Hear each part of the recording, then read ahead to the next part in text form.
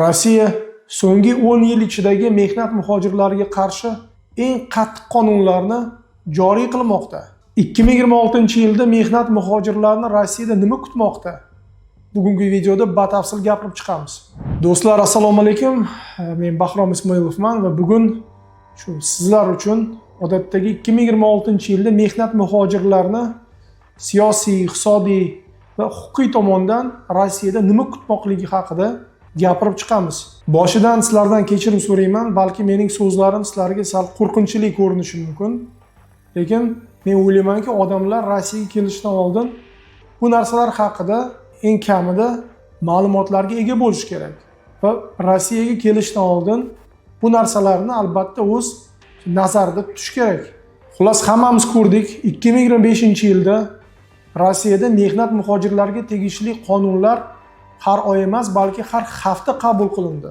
Bu qonunlarning asosiy vazifalari Rossiyada bez dokument qolib ketganlar yoki vaqtida hujjatlarini rasmiylashtirmagan shaxslarni hayotini og'irlashtirishga qaratilgan bir tomondan, boshqa tomondan shu qonun doirasida yurgan mehnat muhojirlarga yana yangi talablar, har xil ekzamenlar, to'lovlarni o'rnatishga qaratilgan edi.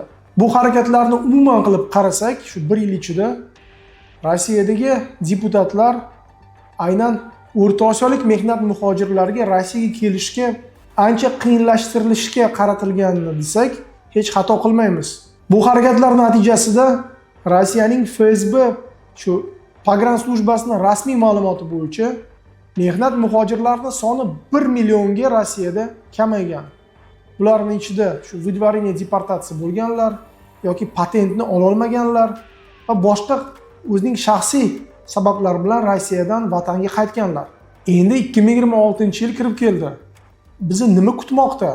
Birinchidan, Rossiyada shu reyestr kontrolируемых лиц kuchayadi. Bu degani aynan shu tizim orqali mehnat muhojirlarning Rossiyada yurishini Rossiya hukumati nazorat qilmoqchi. Eslatib o'taman, reyestr kontrolируемых лиц degani bu Rossiyada noqonuniy yurgan mehnat muhojirlarni bir nechta haq-huquqlardan mahrum qilish, ularga bir yangi majburiyatlar bo'yniga qo'yish va oxirida Rossiyadan chiqarib yuborishga qaratilgan. Aynan shu reyestr orqali shu registratsiyasi yo'q yoki patentga vaqtida to'lamaganlarni kartalarini blok qilish, SIM kartalarini blok qilish, haydovchi guvohnomalarini ishini to'xtatib qo'yish va hokazo har xil harakatlar uchun bu reyestr ishlatilmoqda. Yaqin vaqtda bu reyestrga tushib qolgan shaxslarning soni 1 milliondan oshishi hech gap emas. Va afsuski, bularning ichida xatolar bilan tushib qolganlar ham ancha bor. Endi bu reyestrni to'liq ishlatish uchun Rossiya hukumatiga biometriya tizimi kerak. Va aynan 2026-yilda biometriya tizimi kuchayadi. Bu degani chet el fuqarolar Rossiyada qayerga bormasa o'z biometriyasini topshiradi. Aeroportlardan boshlab va bundan tashqari politsiya bo'limlariga dastavlen bo'lganlar ham biometriyalardan o'tishadi. Men to'g'risi tushunmayman, nima uchun Rossiya hukumati bunday milliard o'z byudjet pullarini bunga ketkizmoqda. Mana shuncha mehnat muhojirlarini biometrik daniylarni yig'dinglar. Ularni nima qilasizlar? Har bir mehnat muhojir Rossiyaga kelayotganda o'z haqida juda ham to'liq ma'lumotlarni yetkazib beradi. Bankda karta oladimi yoki patentga topshiradimi? Bu ma'lumotlar menimcha yetarli. Bunga qaramasdan baribir biometriyadan o'tish kerak, chunki o'tmasangiz bu sizga Rossiyadan выдворение bo'lishga asos bo'lishi mumkin. Endi RVP, VNJ va гражданство masalasi. 2026-yilda mening fikrim bo'yicha yana ham ko'p O'rta Osiyolik yangi Rossiya fuqarolari har xil asoslar bilan Rossiya fuqaroligidan mahrum bo'lishadi. Bundan tashqari minglab RVP, VNJlar ham qandaydir bo'lmagan narsalar uchun annullирован bo'ladi. Bunga tayyor bo'lish kerak, chunki 2023-24-yilda bunday holatlarning sonining ko'payishini biz hammamiz guvoh bo'ldik va bu tizim kuchaygandan keyin albatta 26-yilda ham ular o'z показательlarini ko'proq qilishga harakat qilishadi. Xullas, Rossiya fuqaroligiga ega bo'lgan, meni hech kim tegmaydi deganlarga afsuski mendan yaxshi yangiliklar yo'q. Agarda siz shu O'rta Osiyolik bo'lsangiz, sizga berilgan Rossiya fuqaroligiga MVD, FSB yoki boshqa davlat vakolatxonalari tomonidan tekshirilishi hech gap emas. Bundan tashqari 2026-yilda Rossiyaga mehnat muhojirlarning oila a'zolarini kelishini ancha qiyinlashtirib qo'yishadi. Odatdagi agar Rossiyada ish joyi bo'lmasa va erining yoniga shu mehnat muhojirning ayoli bolajonlari bilan kelayotgan bo'lsa, shunga tayyor bo'lish kerakki, FSB pogranslujba xodimlari sizni Rossiyaga qo'ymasligi mumkin va bunday harakatlarga hech qanday asoslarni keltirib berishmaydi. Va eslatib o'taman, bu zapret emas, balki oddiy qo'ymaslik. Bu degani endi pogranslujba xodimi nachalnik smena bo'ladimi? Aynan sizni Rossiyaga kirmaslikka hal qilishadi.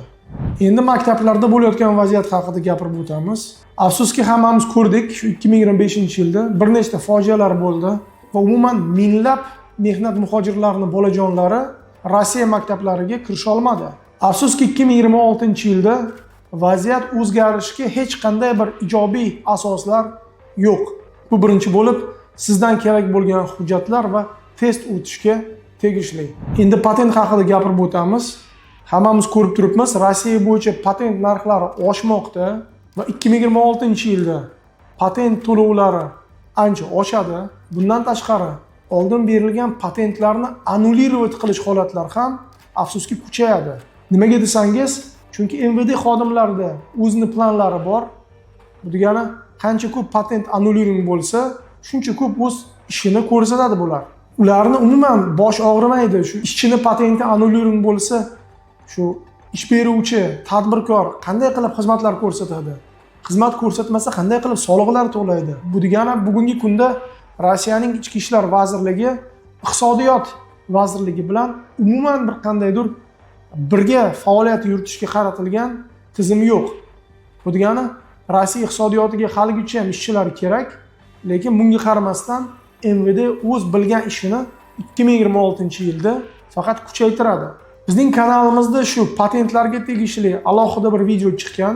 Degani 2026-yilda shu patentga tegishli eng kerak bo'lgan savollarga javoblarni yuklab qo'yganmiz.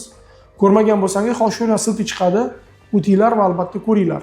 Endi umuman shu mehnat muhojirlar haqida gapirsak, Rossiyada mana hammamiz guvoh bo'ldik, 25-yilda 100 mingga yaqin Hindiston fuqarolar Rossiyaga kelib ishlashdi. Ko'pchilik savol bermoqda. Bu nima degani? Shuncha mehnat muhojirlarni yo'q qilinglar dedinglar. Migrantlar kerak emas dedinglar aholiga. O'zbek, tojik, qirg'izlarni yo'q qildinglar. Ularning o'rniga endi hindistonliklarni olib kelyapsizlar. Buni qanday qilib tushunsa bo'ladi? Men sizlarga buni oddiy tarzda tushuntirib beraman. Bugungi kunda Rossiya iqtisodiyoti juda bir og'ir vaqtdan o'tmoqda va mehnat muhojirlari uchun ish joylari juda ham ko'p. Lekin O'zbekiston, Tojikistonlik mehnat muhojirlar hozir Rossiya iqtisodiyoti uchun qimmat bo'lib ko'rinmoqda. Ha, agarda sizni ish joyingizga Hindistonlik mehnat muhojirini olib kelib qo'ysa, ular kerak bo'lsa 200-300 dollarga ham ishlashadi. Nimaga desangiz, bu mehnat muhojirlar Hindistonda umuman ishsiz o'tirishgan va 100 dollar ham oyda topsa, katta gap bo'lgan. Shu uchun 2026-yilda aynan qimmat bo'lib qolgan O'zbekistonlik, Tojikistonlik va Qirg'izistonlik mehnat muhojirlarni sekin-sekin Hindiston mehnat muhojirlariga almashtirishadi. Ha, bu afsuski haqiqat. Rossiya iqtisodiyotiga oddiy qilib aytganimizda, rus tilida banalni deyiladi, arzonroq ishchilar kerak. Siz hindistonliklar olayotgan 200, 300, 400 dollarga ishlashga tayyormisiz? Kommentariyada yozinglar. Yana bir narsa 2026-yilda esimizdan chiqmasin. Rossiyaning eng katta hududlarida mehnat muhojirlarga bir nechta sohalarda ishlash umuman taqiqlangan. Bir xil hududlarda 80 tadan ko'p sohalarda mehnat muhojirlar endi ishlasha olmaydi.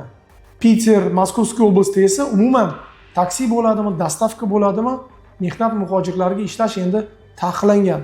Bir tomondan iqtisodiyot, patent narxlari, reydlar, boshqa tomondan har xil taqiqlar. O'z o'rnida Hindiston fuqarolariga esa aytganimdek hamma joyda eshiklar ochiq. Bu xuddi mening aytgan gapim bo'lmoqda. Ular arzonroq mehnat muhojirlarini qidirishmoqda.